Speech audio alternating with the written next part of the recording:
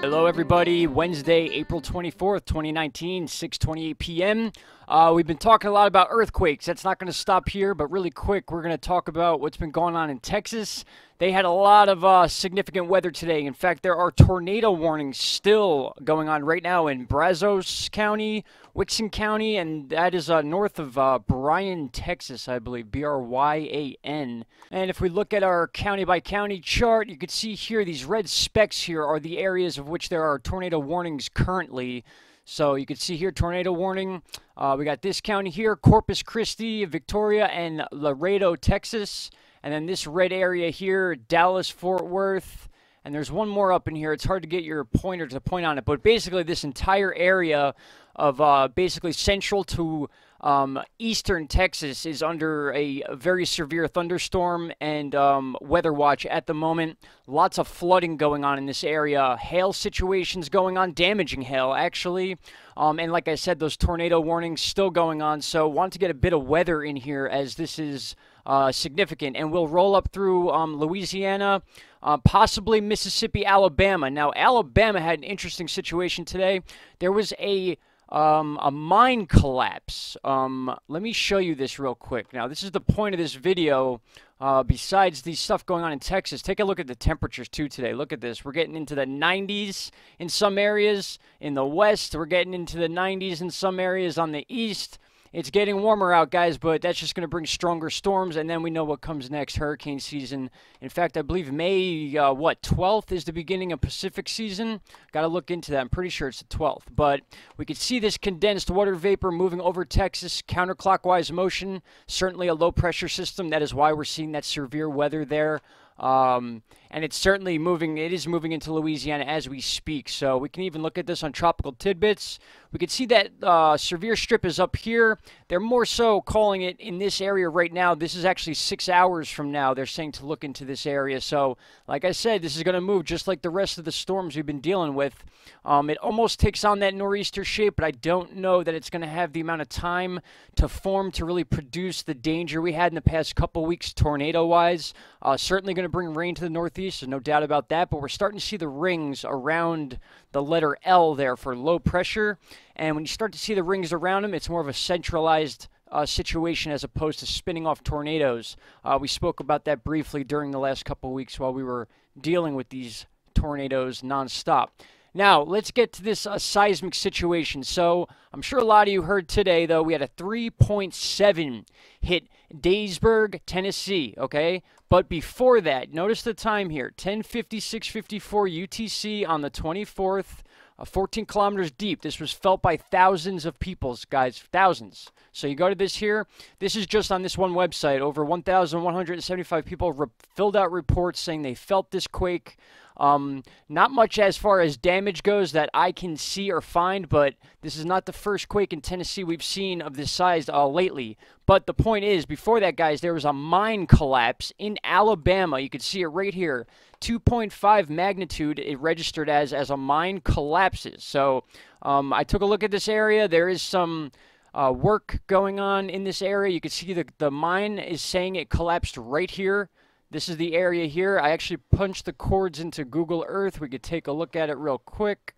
Just hit search right here, and it should take us... Actually, no, this is taking us to the epicenter of the newest 3.7 earthquake, which is right here along the mouth of this river, okay? So this is where the 3.7 quake was. Now, what we're going to do really quick, let's get rid of this thing. I'm going to back out, and we're just going to punch the coords in. In fact, really quick, these are the last two in Tennessee. We had Decatur, a 4.4, and then I believe it was the very next day, or if not the same day, we had a 3.0 hit 11 miles northeast of Decatur, Tennessee. This was a few months back, if you guys remember. This 3.7 was on the other side of Tennessee, the west edge, basically bordering Arkansas and Missouri. There you go, right near the belly button. So, very interesting quake there. But before that, like I said, was a collapse, a mine collapse in Alabama. So, let's look at that really quick. Let's get the coordinates for it right here. Go back to Google Earth. We'll punch these in and check this out. This is where the mine collapsed. So before I zoom in, remember that earthquake was right here about 3 hours later, 2.5 hours after this collapsing right here. So we'll zoom in and just take a look at the area. This is exactly where they said the mine collapsed. This is a mine collapse, they're saying. But registered as a 2.5, 2.6. That was Caroline. Say hi to Caroline, guys. We got some cool stuff coming up for you involving her and I. But very interesting. So there was an explosion. They're calling this an explosion technically on the earthquake chart right here.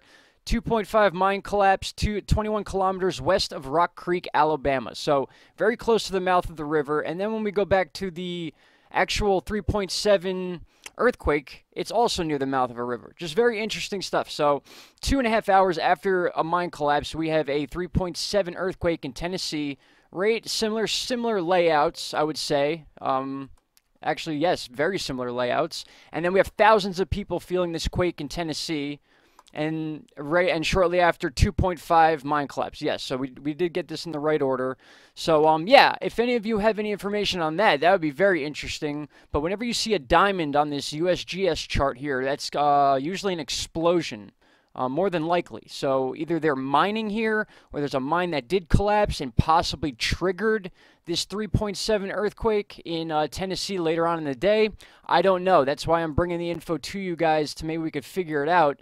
Not too far away as far as when you're looking at the country as a whole. Yes, that would be quite a drive, but when we're talking seismic activity, that's not a far gap right there. So they could have very well have something to do with each other. Not quite sure. Besides that, our biggest one of the day, 5.4 in Chile, just that little carve out we have in South America here.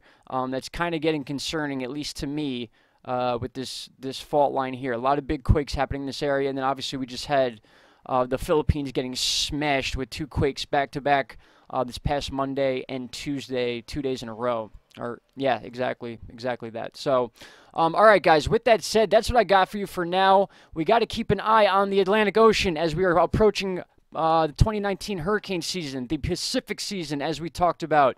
It begins the 15th, not the 12th. So the actual start of the season begins on May 15th, with the Atlantic season beginning June 1st to November 30th. We all know these hurricanes can come before and after those dates, but be prepared to start looking at the Pacific Ocean down by Mexico and South America. Here are the names. For 2019, I believe. We're going to start with Alvin this year. Alvin, Barbara, Cosme, Delilah, Eric, Flossie, Gil, so on and so forth. And we have a Zelda in there this year. We have Zelda. How you doing, Zelda? We'll see if we get there. We don't want to, but get used to looking at this chart, guys, because we're going to be watching the west coast of Africa, the Cape Verde Islands, right when these storms come off and they start producing. We can watch them come all the way across the Atlantic Ocean to the Leeward Islands, then Puerto Rico, Dominican Republic. Remember all this talk? It's all coming back, so be prepared. We got a lot to come on this channel. And then check this out really quick before I let you guys go. In the past 3 weeks, we've had 3 significant systems, and from this viewpoint here, we could see all 3. 1, 2, and here comes that third one brewing up and currently in Texas. So, like I said, you always look for those 9 symbols, and that's usually the show of either severe weather that came and went, or severe weather that's heading towards you. So the UK and Ireland get hit with each of these every time we see them for the most part. Now what you're going to start seeing is this high pressure is going to be in the middle of the Atlantic. It's going to be a giant bubble, and everything is going to go around it, even the hurricanes. So we got to watch the East Coast this year big time, especially the East Coast of Florida. I just have this weird feeling that the East Coast of Florida is going to be threatened a few times this year with hurricanes, obviously including our island chains down here, Leeward, Puerto Rico, Dominican Republic, Haiti, Cuba, you name it. Everything's down here. Cancun, we got the Gap shooters down here, and then the Gulf of Mexico, and then the Pacific side. I don't know why I did that, thinking I could drag. But anyway, guys, yeah, so anyway, earthquakes, mine collapses, severe weather in Texas, approaching hurricane season. What haven't we talked about? I think we're good for now. Everyone, have a great evening. If anything of significance happens that we need to speak about, I will be back, absolutely. If not, then tomorrow is another day. Everyone be safe. Have a great day. Questions or concerns, please leave them down below. And, oh, I almost forgot. check this out. Caroline and I had a trip to go on yesterday, and we got some pretty crazy shots of the sky. Now, I put this in the thumbnail. If anyone can explain this to me, this is pretty interesting. We saw, or she pointed out, half a rainbow or a quarter of a rainbow, and then we saw these weird line streaks going right through it. Now, you could tell this was a day where we had a lot of clouds. This was yesterday. I pulled up this folder here of pictures we took throughout the day, and you could just get an idea of some of the sky we saw. This is all rain here. It was raining on the other side of the mountain we were driving by, so that was pretty cool to see. And then this is when we started catching the rainbow.